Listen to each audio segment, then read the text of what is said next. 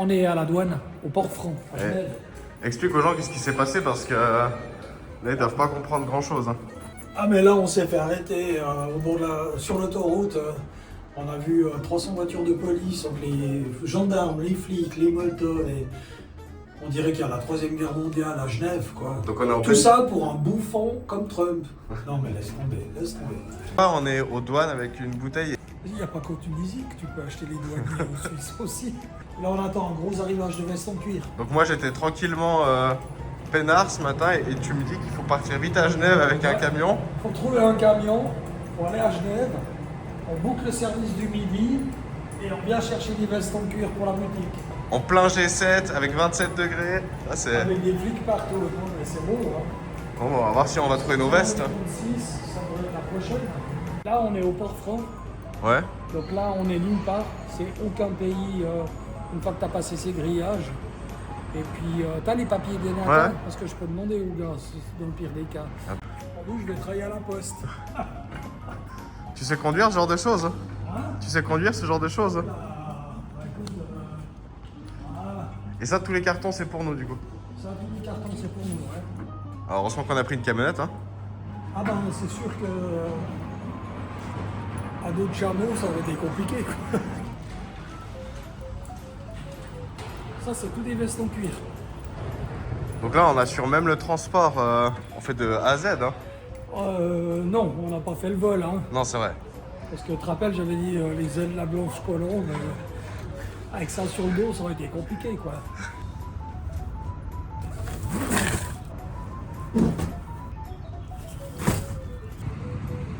Je pensais que t'allais sauter de la rampe et faire une roulade.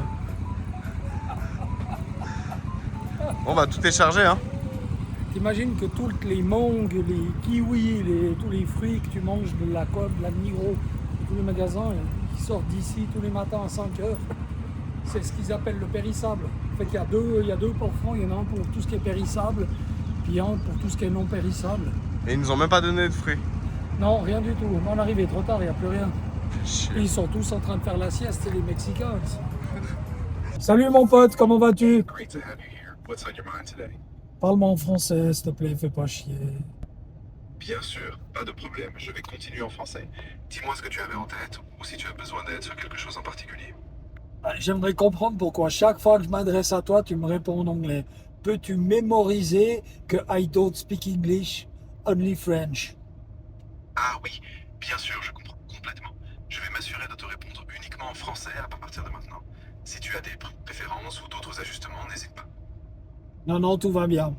Tout va bien. Dis-moi, quelle heure est-il en ce moment au Moyen-Orient?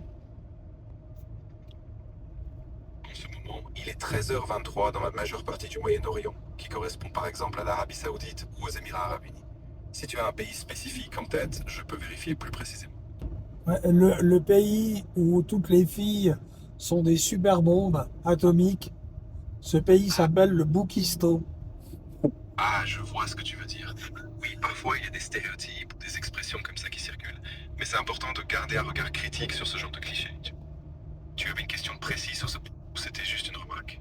Non, c'était juste une remarque. D'ailleurs, je suis marié, moi je peux pas garder un regard sur le Boukistan. Ah, bien sûr, aucun souci. Je comprends tout à fait. Si tu veux parler d'autre chose ou si tu as une autre question, je suis là, sans jugement. Demande-lui qu'est-ce qu'il pense de Ok. toi. Est-ce que tu me connais? Moi, je m'appelle Andy West. Est-ce que tu peux chercher sur Internet tout ce qui me concerne? Andy West, né le 29 décembre 1969. Les articles de presse, des posts sur les réseaux sociaux.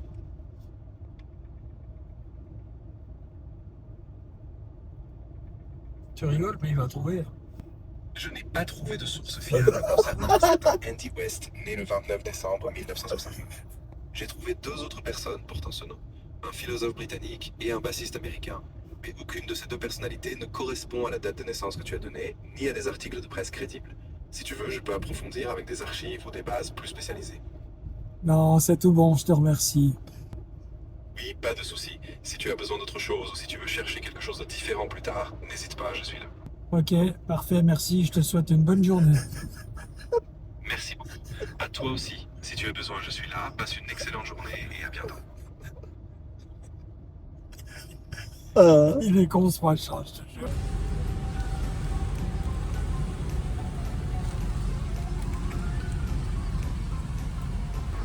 T'as été faire quoi là?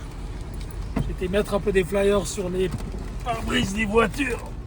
Des beaux flyers Libertadores. Ben on n'a pas fait des flyers pour les laisser dans le carton, on les distribuer. La Palestine a besoin de soutien. Tu vas te faire arrêter pour flyering sauvage.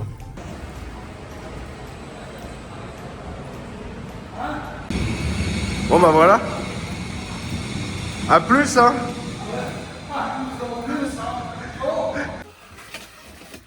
Voilà, fais attention parce que il faut pas tout traverser puis traverser le cuir. Hein. Ah c'est le col. Ça c'est le col de la veste modèle Juanito. Ok.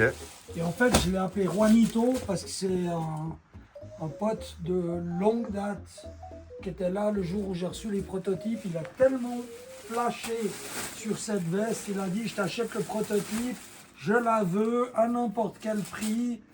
Et ça m'a fait tellement plaisir que lui il s'appelle Juan.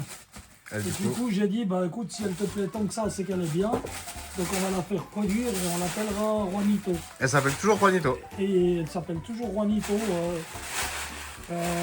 C'était en 2013. Ah ouais bah il y a... Il y a 10 ans. Ah, il y a 13 ans. ouais, 13 ouais. Magnifique. Allez, c'est parti. Alors, c'est presque une veste par balle. Hein. Voilà.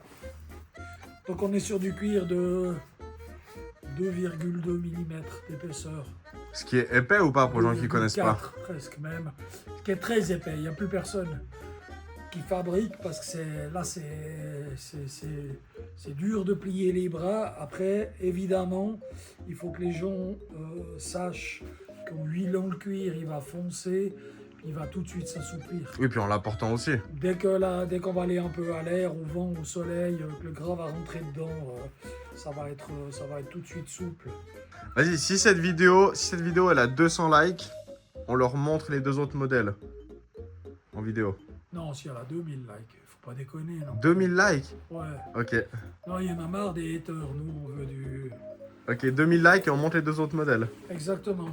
Ok, Ça marche? vas-y. Magnifique. Bon bah c'était une journée... C'était une journée sympathique entre le voyage à Genève, tous ces couillons de gendarmes, flics, CRS, militaires qui étaient sur l'autoroute à rien foutre du tout, juste à faire croire que c'était la fin du monde au G7. Mais bon voilà, c'est comme ça quoi. Bon, c'est bien amusé. C'était extraordinaire.